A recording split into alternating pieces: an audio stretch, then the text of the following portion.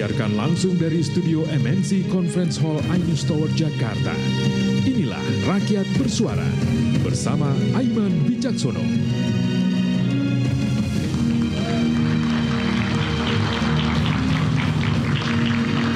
Pemerintahan baru berjalan 6 bulan namun dihantam luar dalam. Ada PHK massal yang sering kita dengar di berbagai media, unjuk rasa hingga tekanan ekonomi global. Kebijakan tarif impor Amerika Serikat 32% khusus untuk Indonesia membuat rupiah sempat ambruk Rp17.000. Pertanyaannya, kini Indonesia harus apa? Dan akankah kita baik-baik ke depan? Saya Aiman Wicaksono. Inilah Rakyat Bersuara. Saya akan undang langsung ke panggung Rakyat Bersuara Mardiansyah Semar, Bung Semar, Ketua Rampai Nusantara. Bung Semar, apa kabar? Baik. Mohon maaf lahir batin. Kemudian ada Bung Ferdinand Hutahayan, politisi PDI Perjuangan. Apa kabar Bung? Lama tidak ketemu di TV. Ya, biasa mencari ilmu. Oke. Kemudian ada Bung Andi Azwan, Wakil Ketua Umum Prabowo Mania 08 dan juga politisi Partai Perindo. Oke. Selamat malam. Kemudian juga Refli Harun, pakar hukum tata negara. Oke. Bung Refli, apa kabar? Wah, sekarang menggunakan topi agak lain nih. Kurang sehat. Oke. Karena Aiman undang, saya datang. Wah, luar biasa. Terima kasih dan saya doakan semua, didoakan seluruh rakyat Indonesia lekas pulih. Amin, amin, amin. Soalnya Pak Prabowo sudah nanya saya nanti, katanya mau undang saya katanya. Wah, oke, luar biasa. Nanti cerita soal itu. Oke. Kemudian, silakan Bu. Oke. Kemudian ada pengamat politik, ya, Bung Ray Rangkuti. Selamat malam, Bung Ray.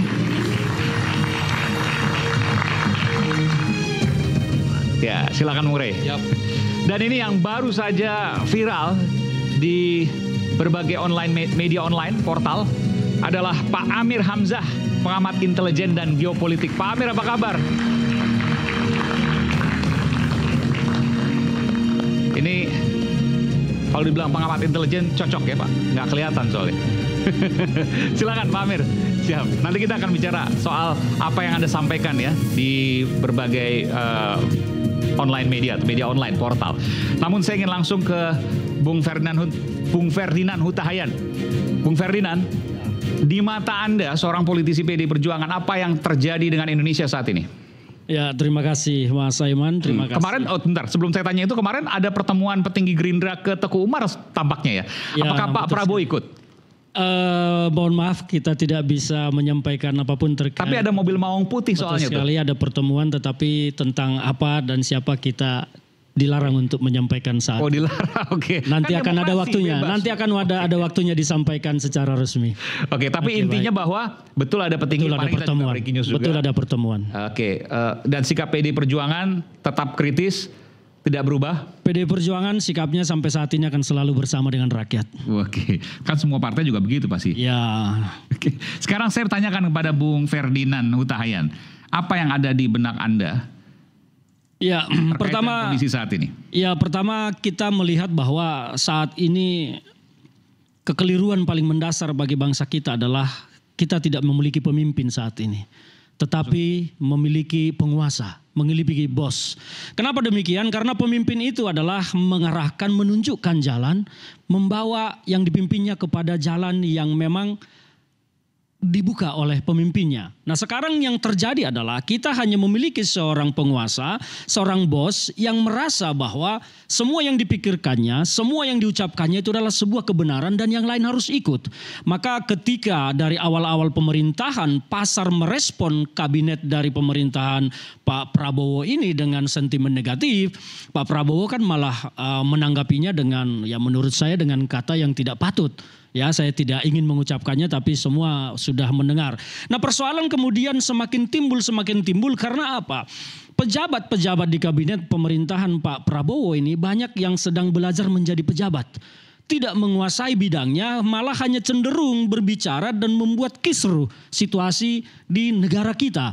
Banyak masalah, persoalan di ketenaga kerjaan. Kita melihat menaker dan wamenaker hanya menjawab dengan bahasa-bahasa yang sepertinya tidak menyelesaikan masalah, tetapi hanya terlalu menunjukkan bahwa seolah-olah dia sedang berpihak kepada rakyat. Kalau yang cara seperti itu layaknya ya sudah jadi aktivis jalanan, jangan jadi pejabat. Karena ini mengurus negara. Dan di pejabat-pejabat yang lain juga melakukan hal yang sama. Maka kekisruhan terlalu banyak terjadi di negara kita pada masa 3 bulan 100 hari. Dan terus berlanjut sekarang kita diterpa oleh banyak situasi. Makanya Pak Prabowo melakukan efisiensi anggaran sampai saat ini yang memukul banyak sektor. Tapi ini harus kita dukung karena memang negara kita perlu berhemat mengingat ada jatuh tempo utang kita yang sangat besar di periode. Dulu, sebelum Anda ke sana, Anda setuju dengan apa yang disampaikan oleh Bung Ferdinand, Bung Semar atau mungkin Bung Andi Azwan? Ada yang mau komentari? Oke, Bung Semar silakan. Ya, kalau menurut saya Bung Aiman, setiap masa itu kan dan setiap pemimpin pasti ada persoalan tersendiri. Setiap tantangan zaman dihadapi oleh Bung Karno, oleh Pak Harto, bahkan oleh Pak Habibie yang hanya hitungan bulan atau tahun saja juga menghadapi tantangan yang begitu besar. Timur lepas dan lain sebagainya. Termasuk juga ketika Ibu Mega menjabat dan lain sebagainya. Itu tantangan-tantangan yang menurut saya memang tidak bisa dipungkiri, pasti akan terjadi di setiap pemimpin. Tapi ada kritik tadi cara pemerintah misalnya? Ya menurut saya cara pemerintah orang kan beda-beda. Kalau misalnya dulu kita melihat gaya pemimpinnya Bu Mega seperti apa dan sekarang seperti apa, Pak Jokowi seperti apa, itu kan karakteristik yang memang dimiliki oleh masing-masing pemimpin. Bahwa ada persoalan-persoalan negara yang sekarang dihadapi, kan itu yang menjadi PR kita untuk kita selesaikan. Jadi ketika kita melihat bahwa ini jauh lebih punya kepentingan adalah masa depan bangsa, jauh lebih kepentingan soal bagaimana negara ini ke depan untuk bisa melewati berbagai macam persoalan baik dari dalam maupun dari luar, dan apalagi sekarang ancaman dari luar begitu besar ya, termasuk kemarin ancaman resesi dan lain sebagainya. Yang poin paling utama bagi saya, menurut saya, sekarang ini apa yang dilakukan oleh negara kita atau oleh warga negara kita bersatu, bangun persatuan dan kesatuan, bahwa memang ada perspektif yang berbeda-beda, cara melihat persoalan itu soal yang wajar saja. Anda nggak mau bantah tadi apa yang sampaikan? Saya mau bantah. Okay. Soal apa itu? Silakan Bung Andi Azwan. Karena tadi kan spesifik di presiden misalnya, menteri-menteri, bahkan wakil menteri. Ya terlalu dini ya. Kalau menurut saya begini ya, bahwa 3 bulan, 6 bulan, banyak juga kabinet yang memang tidak terdiri dari menteri-menteri yang sebelumnya masuk dalam birokrasi dan lain sebagainya. Dan sekarang enggak, kan paling penting itu output dari pemerintah, bukan juga gayanya. Ini pertama-tama saya mengucapkan selamat Hari Raya Idul Fitri, mohon maaf lahir batin dari kami Prabowo Mania. Saya ingin ini, agak lucu Bung Ferdinand ini mengatakan bahwasanya Pak Prabowo itu negatif. 100 hari itu 80,9% loh. Ya. Ke tingkat kepuasan. Approvalnya. Rating approvalnya, kepuasannya loh. Di mana bahwa dia itu adalah negatif? Tidak ada. Mesti belajar lagi lah Bung Ferdinand. Tunggu sebentar. Saya masih lagi. Oke, silakan. Ya.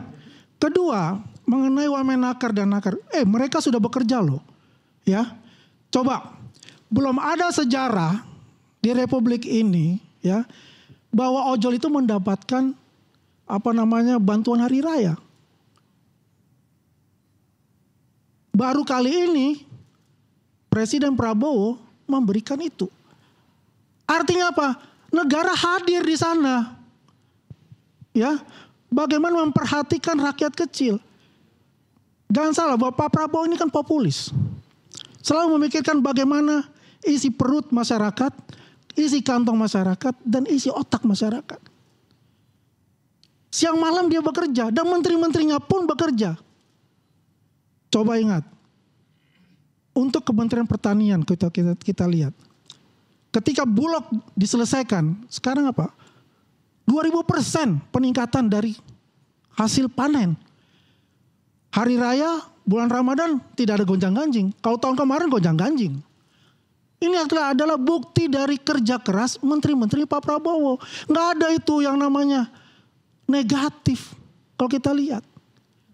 Berjalan secara realnya. Dan mereka bekerja dengan keras. Mestinya kita ini juga membantulah presiden dengan kapasitas kita gitu loh.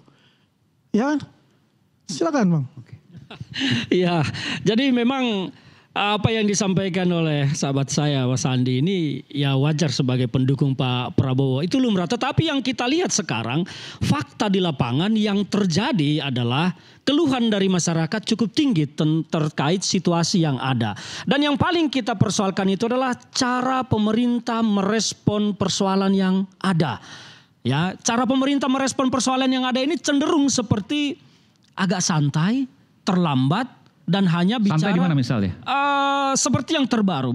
Ketika Donald Trump mengumumkan tentang tarif impor produk terhadap Indonesia dikenakan 32%, kita itu meresponnya dengan sangat lambat.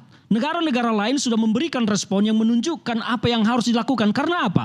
Pasar itu butuh mendengar pemimpinnya bicara kita mau apa dan mau kemana. Nah ini yang tidak didapat, bahkan ketika IHSG kita anjlok, Presiden malah berkata, oh tidak apa-apa, tidak khawatir, kita punya fundamental yang kuat. Seharusnya kan pelaku-pelaku pasar ini menunggu arahan dari pemimpin kita, apa yang akan dilakukan pemerintah ketika situasi ini terjadi. Nah itu yang tidak ada, kalau hanya jawaban meyakinkan tenang saja, itu bukan sebuah kebijakan. Itu hanya sebuah kalimat menenangkan tetapi bukan kebijakan. Yang ditunggu pasar adalah langkah kebijakan yang konkret. Itu yang penting, bukan sekedar kalimat tenang saja. Nah itu salah satu yang saya maksud. Sebentar dulu. Cara pemerintah merespon. Silakan Bung Andi. Iya. Bung Ferdinand, cepat loh responnya. Ibu Sri Mulyani sudah mengatakan juga fondasi kita nih kuat, APBN kita.